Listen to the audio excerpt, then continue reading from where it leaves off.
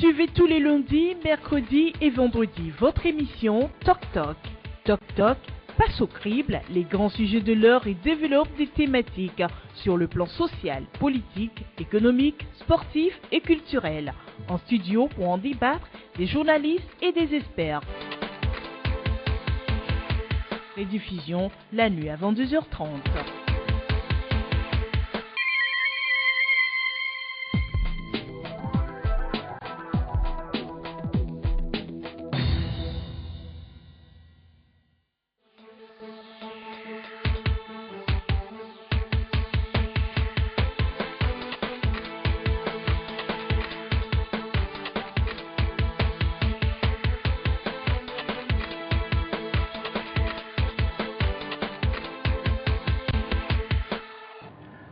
Mesdames, Messieurs, bonjour. Nous sommes aujourd'hui au lundi 31 octobre de l'année 2016. C'est le dernier jour du mois d'octobre. C'est aussi la fin du rosaire chez les chrétiens catholiques du monde entier. Demain, c'est la Toussaint. Merci d'être au rendez-vous de Toc Toc ce matin. Nous ferons un numéro spécial. C'est le numéro 95. On a choisi de faire une émission spéciale vu l'intensité ou bien la densité de l'actualité. On a 3 sujets phares à débattre aujourd'hui. On a donc choisi de ne pas recevoir d'invités, de consacrer le temps à nos confrères invités pour donc essayer de décrypter davantage les sujets inscrits à l'ordre du jour. Avant tout, voici la une des journaux et je reviens pour vous faire le panté de décor.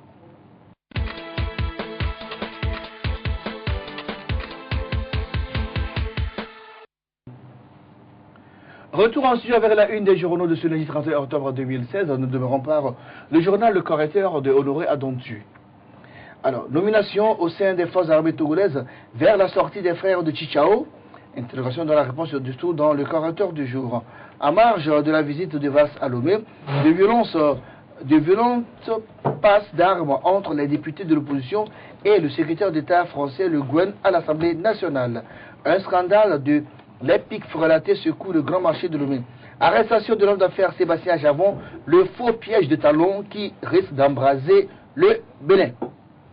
Liberté de lecture ce matin, titre, dossier gouvernance maritime, Alpha Lebgaza et Essotina Lata, les 2 visages des réseaux mafieux qui contrôlent la mer au Togo. Visite de travail du Premier ministre français au Togo, au-delà des arguments officiels avancés des suspicions légitimes. Économie, note de conjoncture du 2e trimestre 2016. Un port à bout de souffle, un commerce extérieur de plus en plus déficitaire. Bénin. L'homme d'affaires Sébastien Ajavon arrêté dans une affaire de drogue. Et en fin de l'école ce matin, Togo matin qui titre Diplomatie, Manuel Valls salue un Togo moderne en renouveau. Dossier, port de perles, relais secret dans les couples. International Bénin, Sébastien Ajavon aux arrêts. Retour en studio avec d'autres journaux avec nous ce matin. Des journaux qui sont souvent vendredis mais qui sont dans l'école ce matin à cause de l'actualité. Togo Réveil par exemple est avec nous ce matin. Le journal de Germain Pouli titre Tournée africaine du Premier ministre français. Le Togo change, il change dans le bon sens, dit Manuel Valls. Le journal L'Humanité est avec nous ce matin. L'Humanité qui titre donc à sa une visite du Premier ministre français au Togo, Manuel Valls salue les progrès réalisés par le pays. Un bureau intérimaire pour l'organisation de congrès extraordinaire au CAR vers une renaissance du parti des déshérités.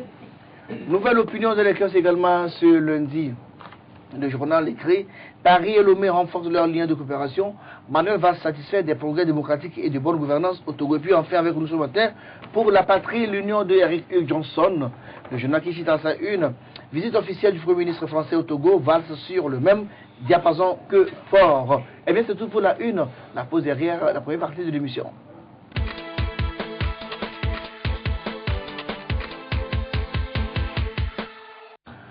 Retour en studio, je vous présente les confrères, ils sont tous présents. Je ne l'avais pas fait parce qu'ils étaient pas tous présents. Je commence par ma gauche. Dimas Ducodo, le patron du quotidien privé Forum de la semaine. Bonjour. Bonjour Junior, bonjour à toutes celles et à tous ceux qui nous écoutent. Alors, notre deuxième invité ce matin pour nous, Dieudonné Koro Lakina, le patron de Togo Matin. Bonjour. Bonjour Junior, bonjour fidèles téléspectatrices et téléspectateurs de CTFM et de LCF. LCF et CTFM. Alors, notre troisième invité ce matin, c'est David Baini Djabavi, il est de l'agence Afrique Presse et aussi du Togo Site. Bonjour David. Bonjour Junior, bonjour à ceux qui nous suivent en ce moment. Alors, comme je l'ai dit tout à l'heure, vu l'intensité de l'actualité, on a choisi d'être entre nos confrères pour donc avoir plus de temps de décrypter ou bien de décortiquer le sujet inscrit. On aura 3 sujets ce matin. On parlera de l'affaire Sébastien Javon, on parlera du parti de Togo avec un nouveau président pour gérer la période intérimaire et aussi on parlera de la visite du Premier ministre français Emmanuel Valls à Lomé. On va avant toute chose, voici le jingle annonçant la première partie de l'émission. Alors, il y a eu des jingles, je me perds un peu dans mes trucs. Alors, on va démarrer par le sujet Sébastien Javon. Alors, la nouvelle de l'arrestation de l'homme d'affaires béninois d'origine togolaise secoue le Bénin et les réseaux sociaux. Le patron des patrons béninois est gardé en vue depuis vendredi dans les locaux de la brigade de la gendarmerie dans une affaire de trafic supposé de drogue. En effet, il a été découvert dans l'un des conteneurs appartenant à la société Commande Kadiaf dont le PDG est Sébastien Javon. 18 kg de cocaïne en vrac. Rapidement, la gendarmerie a arrêté 3 collaborateurs de l'homme d'affaires. Celui-ci, en réaction, organise rapidement une conférence de presse pour dénoncer un complot en préparation contre lui. À la sortie du Bénin Marina Hotel, où se tenait la conférence de presse, les gendarmes débarquent sur place et arrêtent l'homme d'affaires de façon musclée. Et depuis lors, il est en garde à vue du Kodo. Votre réaction? Oui, ma première réaction, c'est de l'indignation totale parce que si vous avez vu comment le scénario est monté, du moins la façon dont le scénario est présenté, cela frise clairement un montage ubuex et puéril. Quand on nous dit que un conteneur est ciblé, avoir une cargaison de drogue, et premièrement, on contourne l'office de répression des crimes illicites et de la drogue et un service, la DSLD, directement rattaché à la présidence, est mis au devant et qui débarque là-bas avec des officiers haut gradés et on ouvre le conteneur et scellé par un seul petit cadenas. On prend un petit pied de bus et puis c'est sauté. Donc, c'était pas plombé? Non, pas du tout. Puisque Javon même avait annoncé lors de sa conférence de presse qu'il avait signalé qu'on avait perdu les plans pour son conteneur. Et que, bizarrement, pour ce conteneur principalement, les plans ont été changés. Et on ne voit plus de scellé, sauf un petit cadenas qui a été sauté. D'un petit geste comme ça. Et on a vu des hauts gradés, comme je le disais, avec un groupuscule de gens, avec leur téléphone portable, et immédiatement, on identifie la cargaison qui est à l'entrée à la portée de la main. On doit ça de la main comme ça. Voilà, c'est ça. C'est ça la drogue. Et on va voir ce qui est dedans. Alors on désigne déjà par son contenu. Et c'est en ce moment qu'on avant même de fouiller, on a dit voici la drogue. Voilà, et d'identifier ce qui est dedans. On connaît déjà ce qui est dedans. Et donc, c'est vraiment ubuesque, c'est vraiment puéril.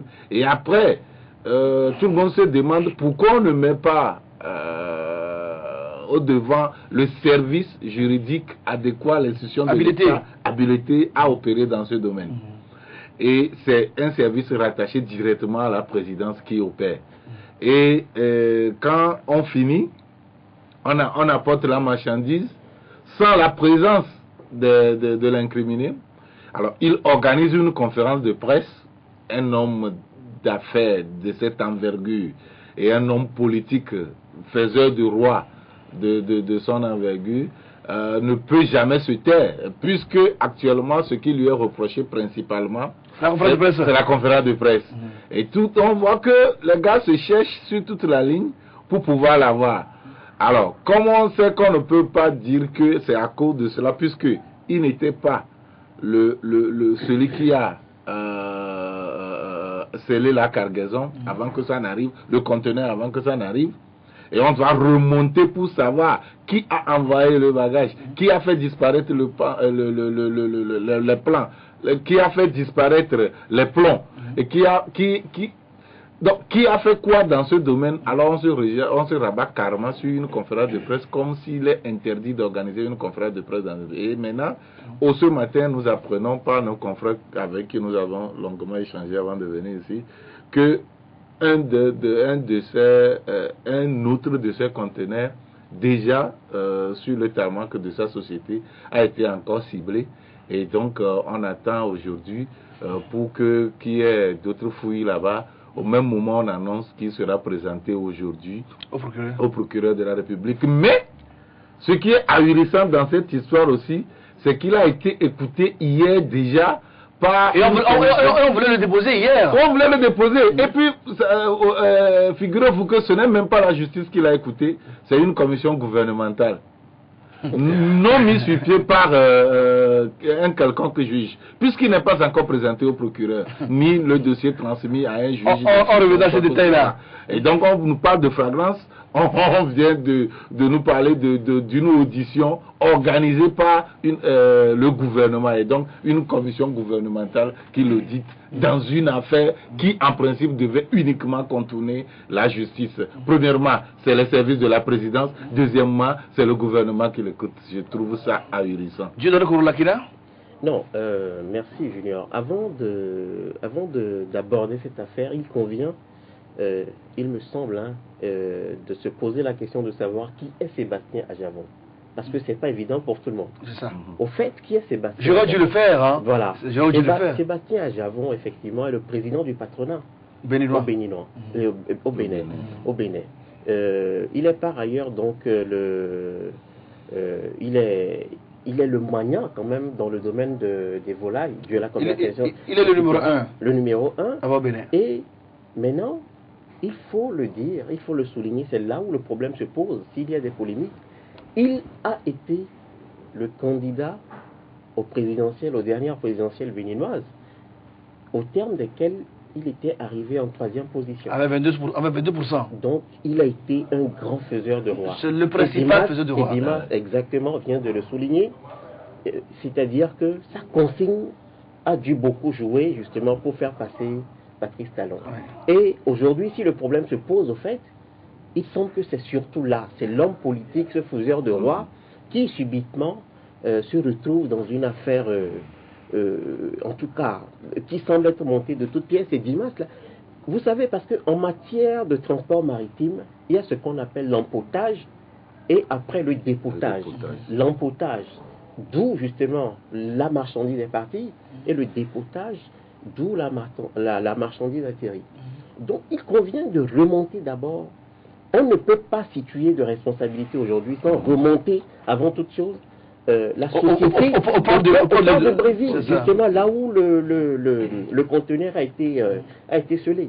Il faut retracer, il faut remonter, retracer tout le parcours justement de la marchandise.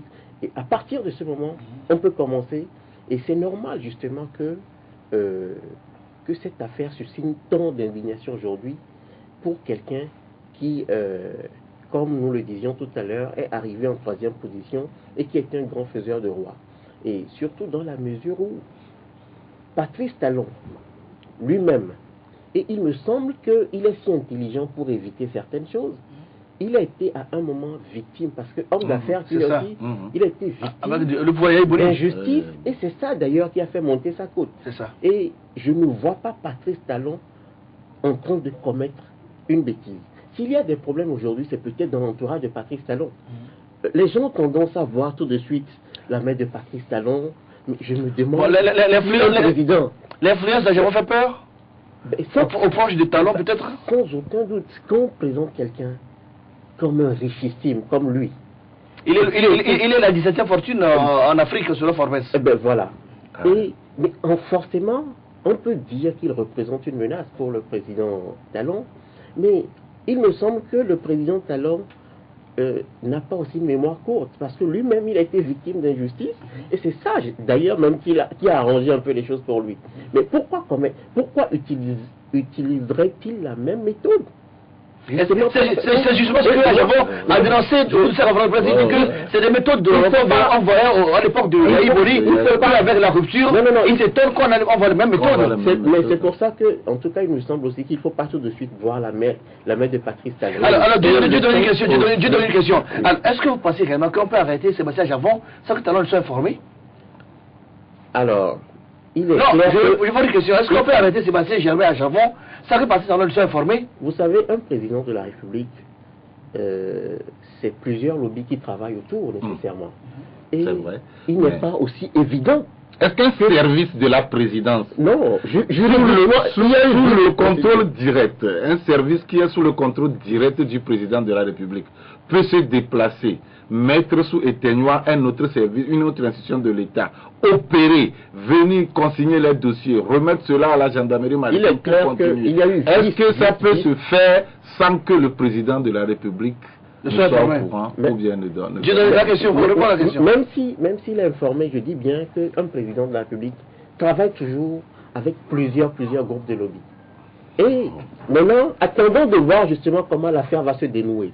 Il ne faut pas aussi courir, il ne faut pas mettre pour le moment les... Je dis... Est-ce que le gouvernement peut se mettre devant? Le gouvernement peut se mettre devant en organisant une commission pour auditionner tout cela échappe au chef de l'État? Dieu donne la parole. Probablement, Talon est au courant de tout. Il est au courant, il doit être au courant, c'est normal. Mais où est-ce que le bas blesse? On peut se poser des questions. Où est-ce que le bas blesse? Parce que bon, il semble d'ailleurs que politiquement, en politique, le pouvoir ne se partage pas. Et c'est en ça que les gens estiment que non, Sébastien Ajavon représente une menace. Mais moi, je persiste à dire que Patrice Talon, je ne suis pas sûr qu'il ait aussi une mémoire courte pour utiliser la même méthode que son prédécesseur. Alors, je ne pense pas. Il faut attendre de voir comment l'affaire va se dérouler. Je reviens à toi. David Baïli Tababi. Moi, au-delà de l'aspect indignation, je partirais de la base de la surprise. Je suis un peu surpris que en 72 heures, on cherche à mettre des noms à mettre des visages sur des noms dans cette affaire qui met Ajavon dans cette situation aujourd'hui. Vous savez, le Bénin est l'un des pays dans lequel la démocratie est quand même assez bien assise. Vous aviez tout à l'heure demandé si Patrice Talon était au courant de l'arrestation de Ajavon. Même si Patrice Talon était au courant de l'arrestation d'Ajavon, Patrice Talon ne peut rien faire parce qu'au Bénin, au moins, la justice, elle est indépendante. Les premières réalités que nous avons sur le terrain prouvent à suffisance que la justice est quand même assez indépendante. Mais là, les avocats de Ajavon dénoncent des vices de procédure. On a vu, tu vas te la remettre tout à l'heure aussi. Les vices de procédure, nous l'avions tous remarqué au début, depuis vendredi quand cette affaire avait commencé. Le vice de procédure, il est aussi du côté d'Ajavon, parce que pour moi, j'estime que Ajavon, Sébastien, n'avait pas à faire cette sortie médiatique, puisqu'il a autour de lui des conseils juridiques qui pouvaient... Mais on a arrêté la matinée 3 de ses collaborateurs. Alors vous voulez qu'ils se taisent, même si 3 de ses collaborateurs ont été arrêtés dans cette affaire, j'estime que en tant que... Mais il s'est senti visé, mais c'est normal. Il s'est senti visé. Oui, Junior, mais c'est comme si, avant de couper le truc là, le truc de palme, on enlève les vents. Donc il a compris que là-bas, on vient vers moi. La procédure, elle devait être assez professionnelle. Moi, j'estime que Ajavon, Sébastien, n'avait pas personnellement à faire cette sortie médiatique. Il aurait pu laisser la charge et la responsabilité à ses conseils juridiques pour s'occuper de cela. En faisant cette sortie... Maintenant, est-ce que c'est un crime ou bien c'est... Aucune loi de la République ne l'interdit. En faisant cette sortie médiatique vendredi, ça donne l'impression qu'il a quelque chose à se reprocher. Non. Au contraire, je vois déjà... Écoutez, vous avez dit, Ajavon a été victime de ce genre de pratiques sous l'ère Yahi Boni. Et alors, connaissant bien le Bénin, et connaissant les pratiques, il dit, attends, est-ce qu'on a construit Yahi là, on est au niveau de la rupture? Alors, il a anticipé. Il a anticipé, c'est normal. Je ne refuse pas la sortie médiatique de Sébastien Aljavon. Mais c'est ce que je dis. Que lui-même, personnellement, n'avait pas à être en face. Mais quelle est la différence? Que lui-même parle, mais que les avocats parlent. Quelle est la différence? Dans une structure bien organisée, et ça, vous allez me donner raison, je pense quand même que dans des grosses sociétés ou dans de grandes entreprises, il y a ce qu'on appelle des départements juridiques qui ont la charge. Il était sépare ses conseillers juridiques. Et c'est lui-même qui a parlé et il a l'homme dit. politique, hein? Oui, justement, si on va L'homme sur le politique. terrain politique, je pense quand même qu'au sein de sa formation politique, Il n'a pas de parti politique. À chaque fois, c'est indépendant. Voilà, s'il est indépendant, il a quand même des conseils autour de lui. Bon. Et mon confrère a dit tout à l'heure que le chef de l'État béninois travaille avec un certain groupe de lobbies. C'est la même chose aussi. Alors moi, pour moi, en faisant cette sortie, ça a donné l'impression, ou ça a porté à confusion. Non. Les gens ont pensé... Au bout de la sortie, il a tenu des propos, il a fait des révélations, il a dit des choses, et il s'est inquiété le pouvoir, et tout. On n'est pas sûr qu'il vit parce qu'on a peur qu'il dira d'autres choses davantage. Est-ce que je pensais que Sébastien Aljavon aurait pu être arrêté de la sorte s'il n'était pas à cette sortie? Mais si c'était quelque chose de l'objectif. Oui, si c'était bien planifié le scénario de le viser, on devait le prendre. En faisant cette sortie, c'était pourquoi? C'était pour quelle raison? Mais c'était pour comprendre l'opinion, pour comprendre, écoutez, c'est facile qu'on arrête. C'est facile qu'on arrête, parce qu'on est complot. Alors, pour revenir à ce sujet, à ce sujet justement, je ne suis pas surpris de la tournure des choses à Cotonou aujourd'hui, parce que lorsque vous êtes dans une confrontation à la taille de ce que nous avions connu dernièrement aux dernières élections au Bénin, Sébastien Aljavon, je ne dirais pas qu'il est sacrifié sur l'autel des intérêts des uns et des autres, mais aujourd'hui j'estime quand même que la justice béninoise pourra, au-delà de toutes les suspicions, au-delà de tout ce qui a été dit dans cette affaire, la justice béninoise, même s'il y a eu vice de procédure, comme vous l'avez souligné tout à l'heure, la justice béninoise aura la responsabilité de pouvoir situer tout le monde au moment venu. Mais pour l'instant, il faut pas aller dans le sens de ces accusations. Merci David. Dimanche on a vu, il y a eu trop de coiffouillage dans cette affaire-là. Ouais. C'était l'office de représentation qui devait qui était censé aller voir les choses et à la limite arrêter les gens, mais la gendarmerie a fait la chose. Donc du coup, on a pris Aljavon, on l'a envoyé à l'office dit écoutez, moi je ne touche pas, parce que vous m'avez associé au début, faites ce que vous voulez. Et du coup, il y a cafouillage là. Sur tous les plans. Oui, il y a un flou kafkaïen autour de ce dossier qui met en doute même la nature, c'est-à-dire la crédibilité de la procédure enclenchée contre Aljavon. On voit un haut gradé de la gendarmerie maritime qui monte et à lui-même fixe le coût de la marchandise 9 milliards. de façon exponentielle. 9 milliards, alors que toutes les évaluations des techniciens en la matière évaluent à peine à 1 milliard et quelques cette cargaison. On sent l'amplification. Oui, et parce que l'habit est trop serré. Si on ne l'élargit pas, ça ne peut pas ça ne peut pas contenir Aljavon. C'est ça. Il faut que ça lui sied. C'est ce qu'on a voulu démontrer. Et ses proches disent clairement, quelqu'un à qui et Talon était au courant qu'on lui avait promis 30 milliards pour soutenir Zinsou. Talon était au courant, il a refusé. On lui a promis, en plus des 30 milliards, on lui a donné un jet privé. Il a refusé. On lui dit, on vous donne un puits de pétrole. Il a refusé. Il dit, le peuple a besoin de changement, je veux soutenir ce peuple. C'est cet homme qui va courir derrière leurs 9 milliards maintenant. Mais Aljavon, c'est quand même un multimilliardaire. C'est ce que les gens savent. On sait que 1 plus 1, ça fait 2, ça ne fait pas 0 quand même. Et que c'est pas Aljavon qui va refuser l'argent. Mais de quelle manière on veut lui attribuer cet argent? Alors, si la justice béninoise est crédible, je pense que ça va se ressentir au niveau des enquêtes préliminaires. Tout à fait. Et on doit mettre la police judiciaire qui devait opérer cette enquête-là. Et que toute institution revêtue de pouvoir de police judiciaire doit faire son travail dans son domaine. Et surtout que nous sommes sur un terrain de flagrance là. Mais pourquoi ne pas sécuriser simplement les lieux et demander à l'OCERTI de se déplacer sur le terrain avec tous les moyens, avec des gants, tout pour ne pas entacher la marchandise. Et surtout que c'est une flagrance, pourquoi ne pas même amener ceux à qui appartient la cargaison, et devant eux, on puisse... Et les avocats de la Japon ont demandé qu'on touche la marchandise. Voici, c'est la température. Parce que c'est venu Non, du Brésil. On devait voir la température. On devait voir. Si c'est mis du Brésil jusque-là, on verra. Parce que c'est des produits congelés qui sont dedans. C'est ça. Mais on verra Des gésiers, c'est des gésiers. Voilà, c'est des gésiers. Si c'est immédiatement mis là-bas, ou bien si c'est congelé comme les gésiers. On n'a pas vu cela. Eh bien, on a mis tout cela. Non. Personne n'accuse de subrepticement talent. Mais c'est ça. Mais qu'un service. Non. Et on ne peut même pas lui donner le bénéfice du doute aussi facilement comme cela. Et puis, vous savez, quand un président veut faire du mal, il se rabat sur ses services. C'est-à-dire en disant qu'il n'est pas au courant. Mais je vais vous dire ceci. Quand un groupe de lobby est plus puissant qu'un président, le président l'a déposé. Un président ne perd pas une petite parcelle de son pouvoir. C'est faux. Ce n'est même pas possible. Qu'un groupe de lobby soit plus puissant qu'un président de la République, ce n'est pas vrai.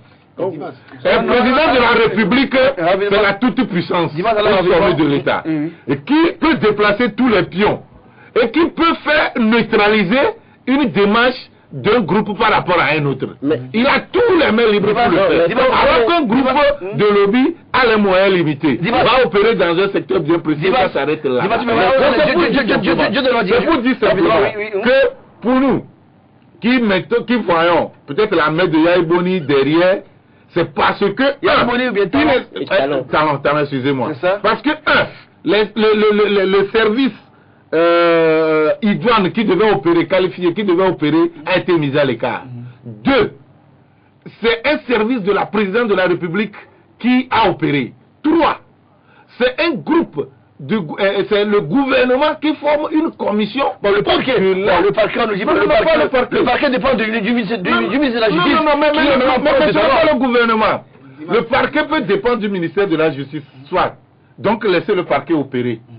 Parce que le parquet opère au nom de la justice sociale de la société. Incarne l'État. Maintenant, quand le procureur de la République peut opérer, ou le procureur général veut opérer, laissez-lui la main libre opérer. Pourquoi le gouvernement se substitue au procureur pour former une commission pour auditionner Adjavon? Et tout ça là prouve qu'il y a une main de l'exécutif derrière. Non, je persiste et je signe. Il faut faire attention parce que vous savez, un président de la République est nécessairement plus puissant que les groupes de lobby autour. Oui. Mais Patrice Talon n'a que quelques mois de pouvoir encore. Il a 7 mois environ. Et Patrice Talon, mais il ne peut que dépendre en bonne partie des conseils justement de ces groupes de lobby. Mais il faut faire attention. Il est très jeune président. Conseil. Il ne peut que rester ouvert et attentif au conseil des groupes de lobby autour de lui. Quand tu appliques un conseil, c'est pour ça que j'estime que pour le moment, il ne faut pas tout de suite indexer Patrice Talon. On va il ne faut pas parce que on laisse le temps faire les choses. Je le vois intelligent. Vous savez ce qui se passe pour la même erreur. Je viens vers toi. La même erreur que son prédécesseur. David Maïli Jabavi. Il est incroyable qu'on voit le visage de Patrice Talon derrière cette affaire. Moi, je suis un peu surpris parce que je me dis, il est inconcevable qu'après 7 mois de présidence, que Patrice Talon commette cette erreur de mettre Adjavon dans cette situation. Mais peut-être qu'il pense qu'Adjavon commence par l'encombrer. On ne sait jamais. Peut-être, on ne sait pas ce que Adjavon réclame en coulisses, on ne sait pas. Peut-être que monsieur Daï me fait ombrage, autant le mettre au nuque et que je sois libre. Bon, je ne dis pas, on ne sait jamais. On ne sait jamais. Ce n'est pas la bonne formule. Si la drogue a été retrouvée dans le conteneur. En vrac. A été retrouvée en vrac. Dans le conteneur. Juste à l'entrée. David, président, dans ce pays, on a raté le bateau Pitéa et on a vu comment les gens ont mis la drogue, ils ont déchiré et le bateau, ils ont mis la drogue, ils ont soudé, ils ont mis la peinture. Mais comment on peut mettre de la cocaïne en vrai à l'entrée, juste à l'entrée, à la portée de la main comme ça. 9 milliards. Aucune enquête n'a déterminé la provenance l'origine de cette drogue. Mais on arrête. La drogue. On arrête. Mais les gens s'est arrêté. Un grand puissant s'est arrêté. Vous voulez quoi? C'est parce qu'il est un puissant milliardaire qui ne doit pas être arrêté. Le conteneur lui appartient. La provenance n'est pas déterminée. Il faut le conteneur lui appartient d'abord. Ok. Le conteneur dans lequel la drogue. Comment le conteneur? Pendant qu'il y avait des centaines de conteneurs. Pourquoi il a dû identifier ces facilement? Est-ce que vous maîtrisez le système de travail, la stratégie de travail de cette organisation? Non, justement, l'organisation qui est censée avoir cette stratégie a été mise à l'écart. David dit qu'il faut laisser les choses aller dans le bon sens. Mais pour le moment, il est trop tôt pour mettre non sur des accusations pareilles. C'est vrai, il y a un constat qui a été fait. À Javon, Sébastien est arrêté parce qu'on le soupçonne d'avoir importé de la drogue et cette drogue a été retrouvée dans un de ces conteneurs.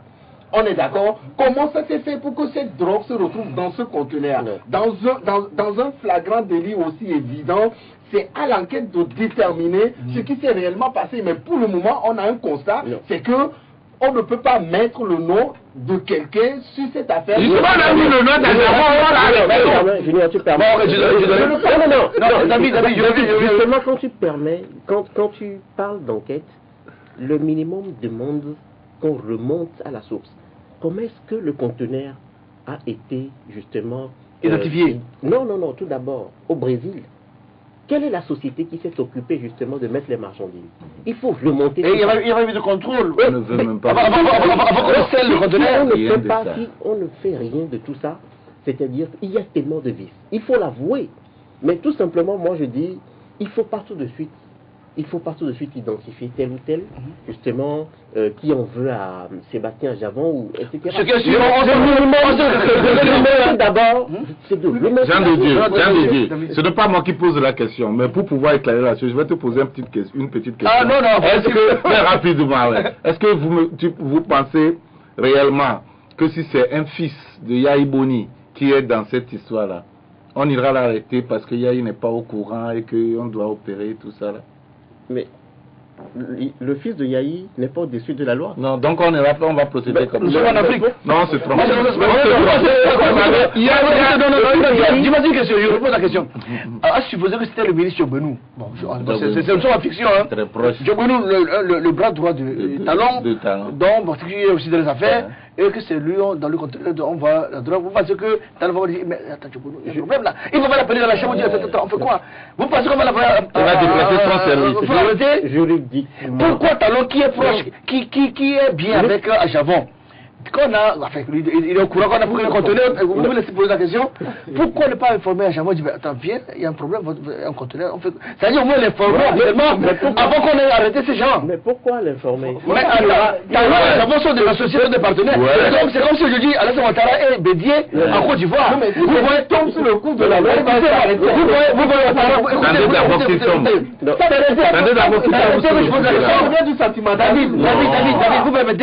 je dis Ouattara envoyé Bédié en prison sous un truc, le prétexte que voilà, on a vu dans la drogue. Au moins, il va l'appeler, il va dire voilà, on fait quoi? C'est des alliés quand même. Non. Bon, comparaison n'est pas nécessairement raison. Ça, c'est un. Maintenant, mais nul n'est censé ignorer la loi. Mais justement, la loi n'est pas appliquée. Nul n'est au-dessus de la loi. La loi n'est pas appliquée alors. Non, il y a mais à quel fait on refuse d'appliquer la loi, de respecter la procédure? David, Dieu donne la parole. Il y a certes vice de procédure. Je suis de ceux qui le relèvent. Mais il faut partout de suite indexer tel ou tel.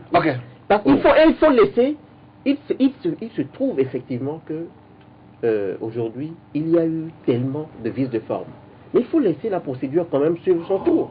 Mais pendant ce temps, à chaque fois, grâce à vous, pendant ce temps, depuis le jour. Mais le Bénin est un État démocratique. Jean de Dieu, tout le monde est d'accord que quand il y a vice de procédure, personne n'a le pouvoir d'arrêter la procédure. Mais il faut reconnaître que il y a vice de procédure dans vice de procédure. Ce qui se passe ici, c'est extrêmement grave. Extrêmement grave au point où ce n'est pas que on ne parle pas de vice de procédure, de respect de délai, de respect de ceci, mais qui doit faire quoi dans quelle affaire pour que cette affaire soit prenable devant la justice. C'est ça qui se pose comme problème. Il faut un service de la présidence qu'on détache, à qui on donne le pouvoir de police judiciaire. Mais alors, si cela est purement légal, pourquoi on revient alors devant le CERTIP pour demander à le CERTIP de prendre le dossier jusqu'à ce qu'il rentre? Ça veut dire que vous marquez une pause judiciaire, on revient continuer le débat. D'accord. La pause judiciaire s'impose.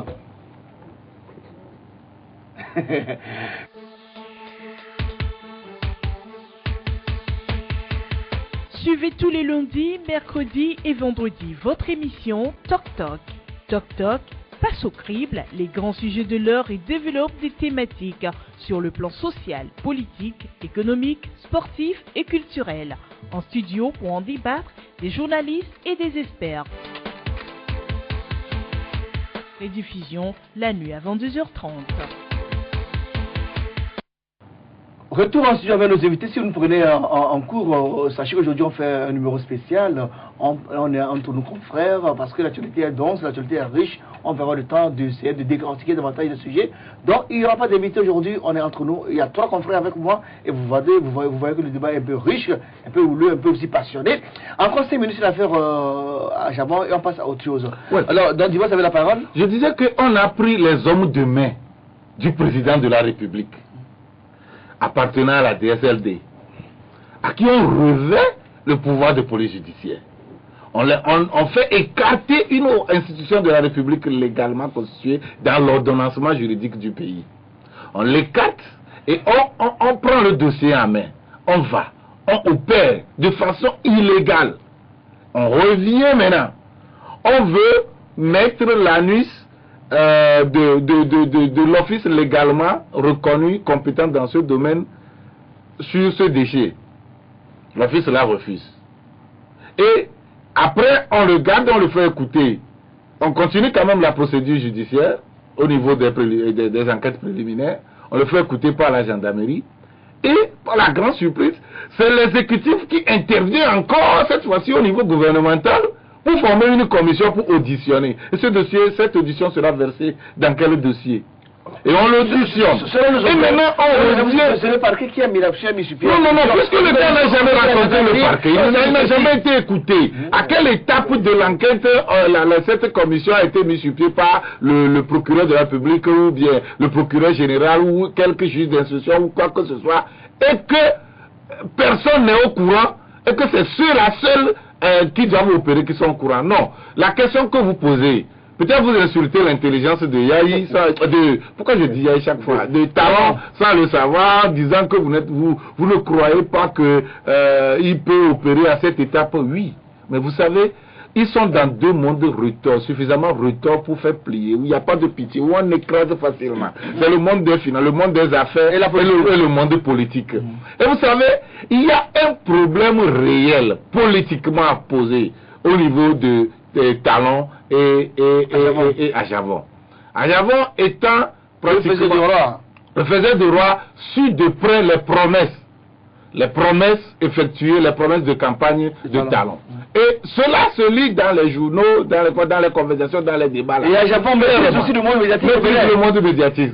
Et ça c'est clair. Et maintenant, qu'est-ce qui se passe? Il se fait que les 4 ministres, les 4 ou 3 ministres d'Ajavon dans le gouvernement, 3 ministres d'Ajavon dans le gouvernement n'ont aucun pouvoir, ni pour nommer même ne serait-ce que leur attaché, ni pour faire quoi que ce soit. Ils n'ont aucune nomination à faire, ils sont là-bas uniquement comme des pacotis. Alors, ça fait fâcher, ça fait grincer les dents, et on demande chaque fois à Ajavon de dire que tout va bien. Et on voit les proches d'Ajavon sur le terrain, en train de mobiliser les gens pour les sensibiliser sur ce qui se passe au niveau du gouvernement. Alors là, immédiatement, le gouvernement dit que Ajavon est en train de mobiliser les partis politiques contre Talon. Et Et ce problème se pose politiquement et ce n'est pas tout. Moi, Le plus gros morceau. Attends, on revient à tout à l'heure. Oui, mais bien sûr, je parle du problème politique qui est sur le terrain entre Ajavon et Talon. Ce n'est pas l'idylle. Ce n'est pas trop tôt. Voilà le problème clair qui se pose. Et le problème qui se pose sur le terrain, clairement, on voit la question des réformes politiques, constitutionnelles surtout, sur la limitation de un mandat effectué. Et là, tout le monde dit qu'il y a deux sons de cloches différents. Alors, vous voulez un mandat unique de 8 ans. C'est ce qu'il voulait officiellement. Vous voyez? Et tout ce qu'il propose, ses proches ne sont pas d'accord. Faut-il vite éliminer X ou Y, un poids lourd qui peut lui faire ombrage? On ne sait pas. Mais il faut dire clairement, je dis ceci clairement pour dire que entre les deux, ce n'est pas l'idylle. Pour qu'on dise que entre les deux, il n'y a aucun problème. Il y a un problème politiquement réel. Mais de là, s'il opère comme ceci, c'est bon. David, rapidement. Il faut lever l'équivoque. Rapidement, on doit parler du Togo aussi. Hein. Oui. Mais dis-moi, ça après les 5 minutes. Moi, je dis qu'il est trop tôt, et je continue de l'affirmer, il est trop tôt pour que Patrice Talon se verse dans une stratégie pareille. Depuis seulement de son partenaire. La raison. Malheureusement, le fait sur le terrain. Je vous rappelle qu'en Guinée, Alpha Condé, quand il était élu président en 2010, ceux qui étaient avec lui, la Sana Kouyaté, Sidia Touré, la coalition qu'il a soutenue, quand ils sont venus même le saluer pour le féliciter, il ne les a pas reçus. Et depuis le. Il a fait éclater ça immédiatement. Il a fait éclater ça immédiatement. Les accords politiques qui sont pris avant les élections, vous pensez que tous les accords sont respectés à la fin? Tu penses que c'est normal? Non, ça n'a jamais été respecté. Lorsqu'on a besoin d'un partenaire pour aller prendre des voix ailleurs, ben on fait toutes les après tout, c'est à vous vers qui on est venu demander cet appui-là, c'est à vous de savoir quoi faire et quoi prendre à la faire. Alors aujourd'hui, qu'on dit que parce que Sébastien Ajavon constitue un danger pour Patrice Talon qui passe par les drogues pour lui créer des ennuis, moi je dis non, encore que Sébastien encore que Sébastien Ajavon s'estime heureux qu'on ne l'accuse pas de terrorisme. Ok? Mais la drogue, le terrorisme, c'est la même chose, hein? Justement, la drogue, c'est sale, hein? Oui, mais la drogue, c'est sale, mais le terrorisme, il est plus combattu aujourd'hui. On voit l'investissement qui est fait aujourd'hui. Quand vous sortirez de ce studio et que vous vous présentez dehors et que vous criez que vous êtes un terroriste, je pense qu'en 2 secondes, la police va vous... Tu vas crier avec la drogue. Et tu vas voir combien de secondes on va te faire. Pour la drogue. Et tu me rappelles combien de secondes la police va faire. Mais moi, je le mets sous le coup de l'urgence qui a suivi l'opération de saisie de ce conteneur. Vous allez voir, après 72 heures, les choses semblent évoluer dans le bon sens. Ah non. Comment le procureur de la République a été saisi de l'affaire. C'est pas maintenant qu'on saisit le procureur. C'est la première personne à saisir tout le monde. C'est comme ça la procédure.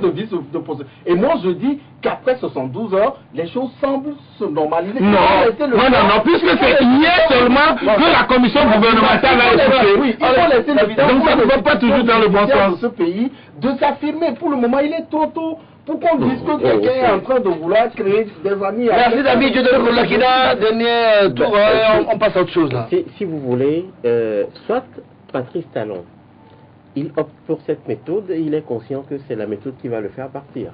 Dans la mesure où la même méthode va faire partir. Mais puisqu'il veut faire un mandat, hein, officiellement il veut créer un mandat. Il le dit pour le moment, mais rien pour le moment n'a entériné.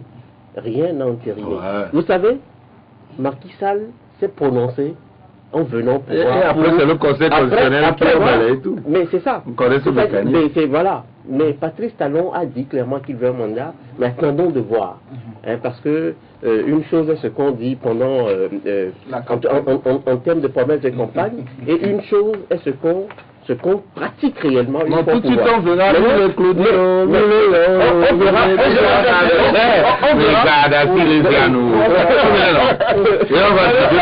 c'est le peuple qui a demandé. Patrice Talon, il opte grossièrement justement pour mettre au nouf son on va dire, son principal challenger politique. Ah Son- ouais, son particulier. donc, c'est pas grave. Son partenaire, là. Et donc, il est conscient quelque part que cette méthode risque de le faire partir. Alors, Non, c'est- rapidement. C'est Comme il peut- c'est comme il peut voilà, penser c'est que rien ne On peut va arriver. parler d'autre chose, on va aller- Comme il peut penser que rien ne peut arriver. On retrouve avec le parti togolais. Rien ne peut Le parti arriver. togolais, donc, Nous s'est sommes réuni les plus samedi forts. dernier et a donc changé de président. Albert Olympio s'est retiré par rapport aux ennuis judiciaires qu'il a, donc il s'est retiré. Et c'est Nathaniel Olympio qui est le nouveau président, je pense, pour assurer la période intérimaire. Je pense qu'il va. Oui, c'est bien que Olympio se retire pour pouvoir faire face à ces démêlés. Non, Alberto, vous président Alberto, puisqu'il y a un autre Olympio aussi. Ah ouais, Olympio, c'est Alberto qui s'est retiré, non? Oui. Et Nathaniel est venu, Oui.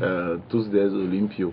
Non, ce qui moi m'a réjoui dans cette histoire, c'est que c'est ceux-là qui crient les Nyasingbe, les Nyasingbe, les Nyasingbe. Est-ce que le Togo appartient aux Nyasingbe? C'est uniquement les Nyasingbe.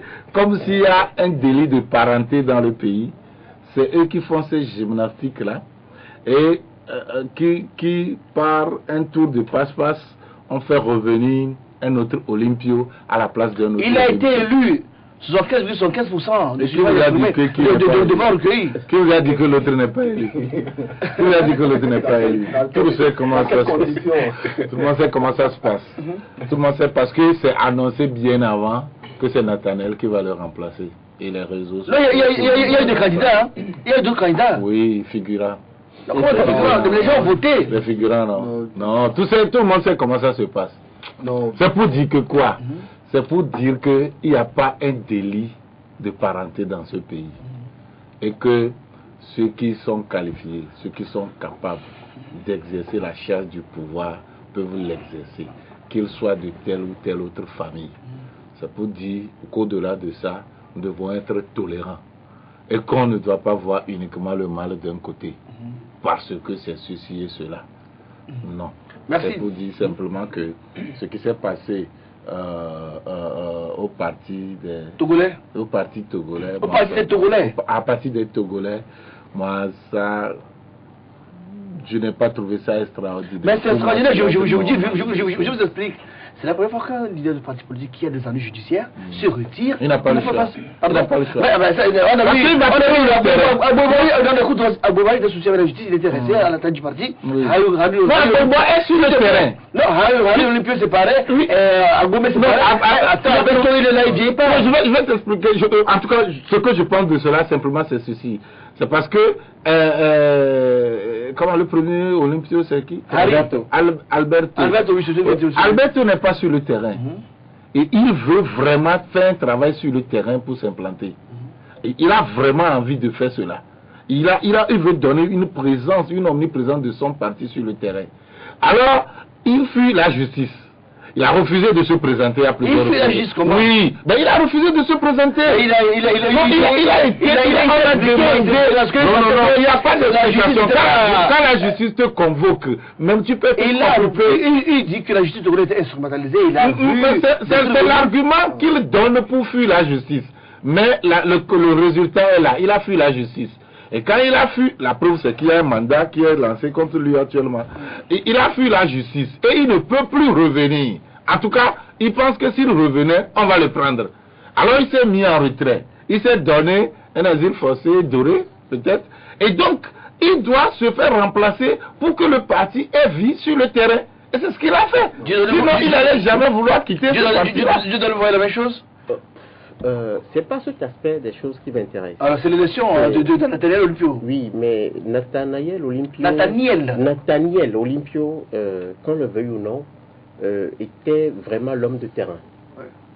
C'est lui qui faisait le boulot. C'est comme à l'époque, j'ai cru que Olympio et Fabre, donc, et à l'étranger, c'est Fabre et l'ensemble qui faisait le boulot. Donc aujourd'hui, il me semble que c'est. D'ailleurs, il était la seconde figure même du parti. Il était chef de cabinet de Alberto. D'accord, mais il était quand même la seconde figure parce que c'est lui, il était le répondant vraiment du parti sur le terrain. J'avais même l'impression que parfois il faisait ombrage à Alberto. Même quand Alberto est là, il me semble même qu'en termes de communication, on voyait beaucoup plus Il est plus éloquent. Il est plus éloquent, il était sûr. Et il me semble que c'est justice hein, que les rênes du parti, que les rênes du parti lui reviennent. Mais maintenant, mais il faut voir l'avenir du parti des Togolais à travers tout ce méli-mélo. Et il me semble que c'est un parti politique qui a fait une très mauvaise entrée sur le terrain. Comment? Parce que d'abord, c'est un parti qui n'a jamais eu de base électorale. Mais c'est quoi vous dire ça? Non. Le parti n'a jamais participé à une quelconque élection. Mais le parti représente dans tous les cantons du Togo. C'est facile, Junior. Vous posez la question à tous les partis minuscules au Togo, ils vous diront toujours qu'ils ont des représentants. Mais non, sur le terrain, c'est tellement ils ont les représentants. Pour mesurer la place ou la force, la présence d'un parti aussi sur le terrain, il faut quand même que le parti ait participé déjà aux élections. Mais toi, tu mesures déjà, tu dis qu'ils ne sont pas... Ils n'ont pas de base. Ça veut dire que tu l'as mesuré déjà, ça. Il n'a aucun appareil, alors tu dis qu'ils n'ont pas de base. Ils n'ont jamais participé à une quelconque élection. Oui, mais donc tu ne sais pas s'ils en ont ou pas. C'est après les élections qu'on voilà, bref. Et là, je ne sais pas. Bref, c'est pour ça même qu'ils ont un nouveau président. Oui, mais bref.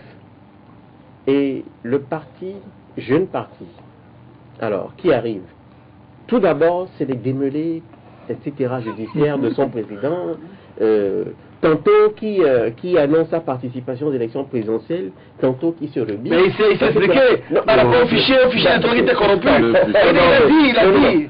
Le fichier a été audité. Il veut dire justement à ceux qui ont accepté de participer qu'ils étaient les bêtes à manger le fond pour participer à cette élection. Il s'explique alors, mais oui, mais pourquoi est-ce que les autres ont participé? Mais la vie a le choix. Oui, chaque parti a sa politique. Mais je dis, mais aujourd'hui, c'est quand même des choses qui participent à affaiblir un jeune parti. Vous arrivez fraîchement sur l'échiquier politique, tantôt vous faites des annonces, et tantôt vous rebiffez, etc., etc. Tantôt, mais vous savez, dans l'affaire justement judiciaire, où aujourd'hui nous nous rendons tous compte clairement que Alberto a fait du faux et usage du faux. Mais dans cette affaire, Alberto, dans un premier temps, reconnu les faits. Non, ici, on ne parle pas de l'affaire judiciaire, avant pas du parti togolais. Ici, il y a une confusion. Qu'on le veuille ou non, ce sont des choses qui affaiblissent quand même un jeune parti. Et, vous savez, la conclusion, c'est que quoi? Nathaniel. Je souhaite conclure tout simplement en disant qu'il a de la planche sous le pain. Non, il a de la planche sous le pain. Il a du pain sous la planche. Il a de la planche sous le pain. Mais c'est pour dire qu'il a doublement, il a du travail. Il a sérieusement du travail justement parce que tout ce qui s'est passé avec Alberto, d'une certaine manière, ont terni l'image, ont écorné l'image. Pour l'instant, les militants sont toujours mobilisés. Dans l'opinion togolaise, même les gens ne pensent pas que Alberto a fait du faux. Alors, David, quelle histoire? David n'a jamais réussi. Alberto n'a jamais réussi. La preuve est qu'il n'est jamais rentré d'ailleurs. Pour pouvoir faire face. Pour pouvoir faire face justement aux dépens. Les accusations portées, les accusations judiciaires portées contre Alberto Olympio ressemblent à n'en point douter à ce qui se passe avec Sébastien Achavon. C'est pas vrai ça. C'est pas vrai ça. On a pas toutes les preuves qui composent les accusations portées contre le président. C'est pas la justice togolaise qui a porté plainte contre. Pour l'instant, on joue sur un fil très sensible. David, il faut aller à Touring Management. Parce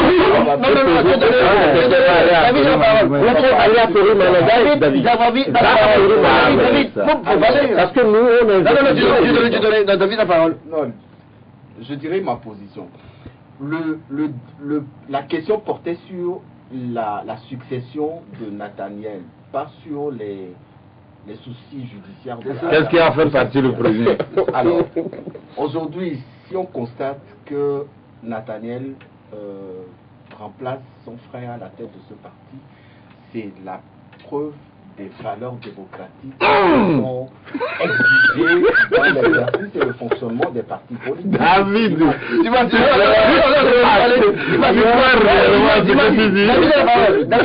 David, oui, c'est la preuve véritable que ce parti, la démocratie est une base. Oh là.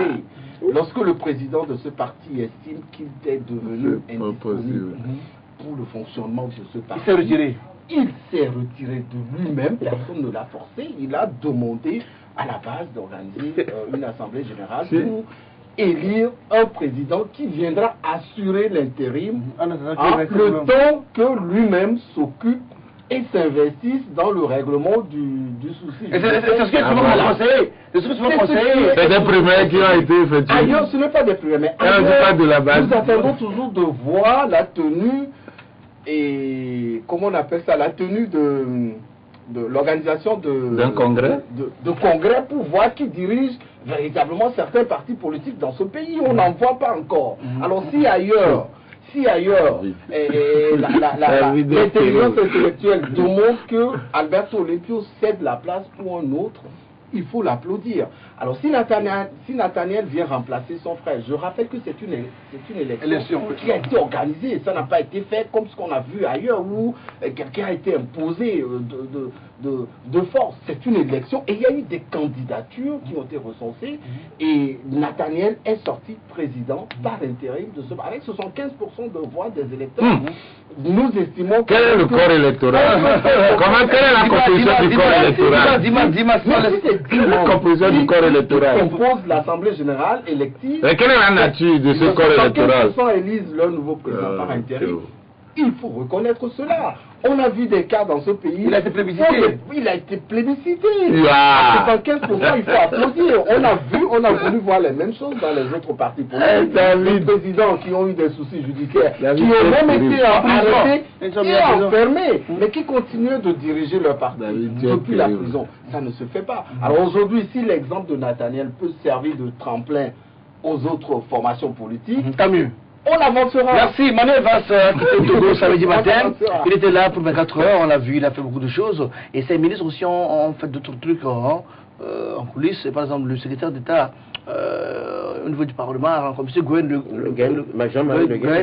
a rencontré dans les partis politiques à l'Assemblée. C'est pas que les débats étaient oubliés selon nos informations.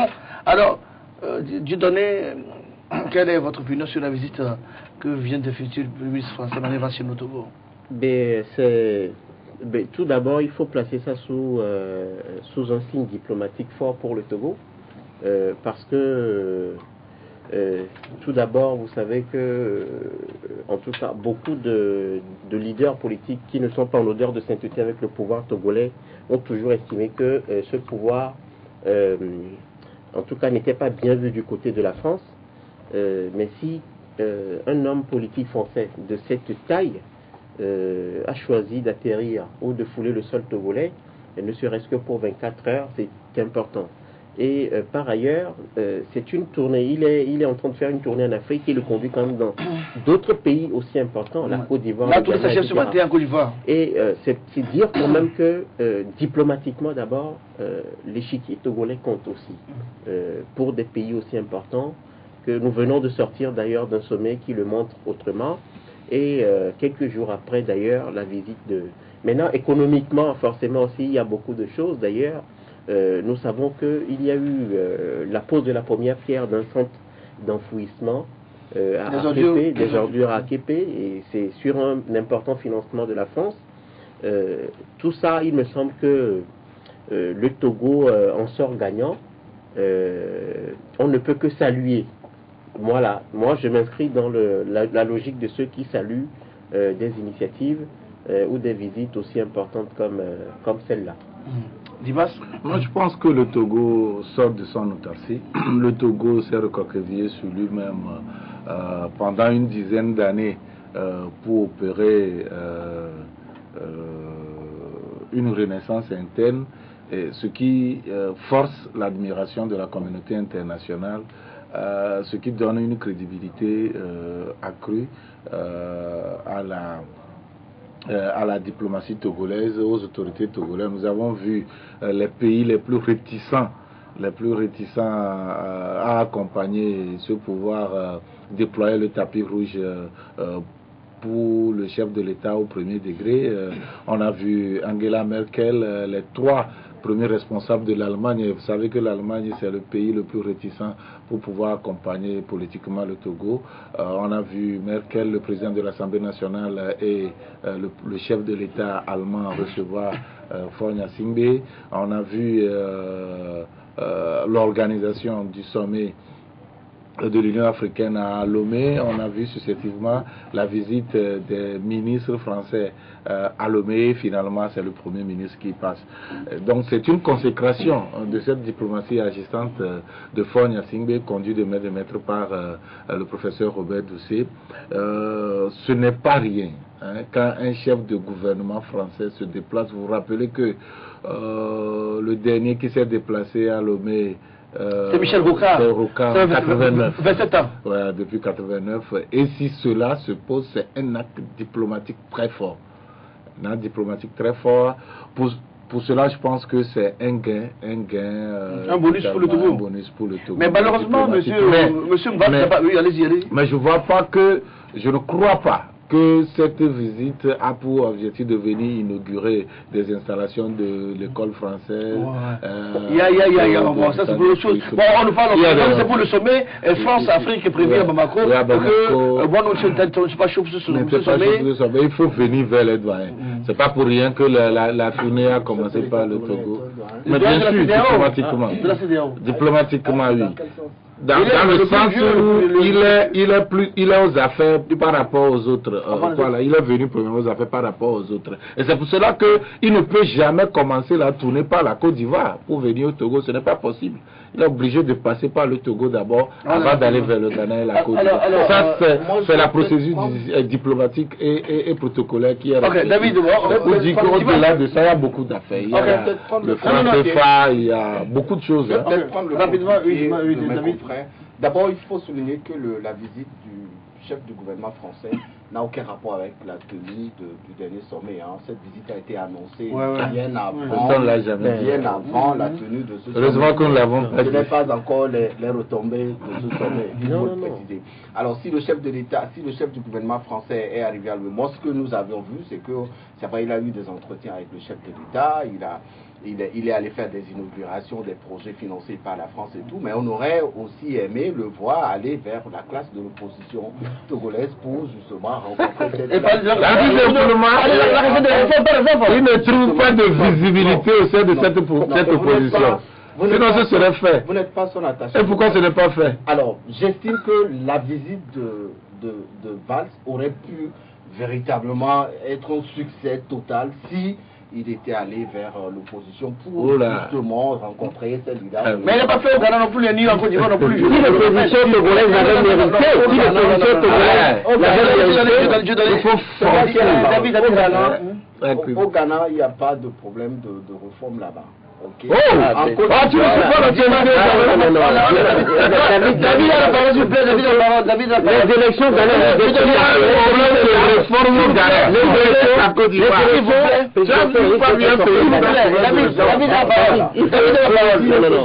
Le Ghana n'a pas les mêmes problèmes politiques que notre pays. Bon. À la limite, tu peux tourner comme ça. Tous les pays n'ont pas David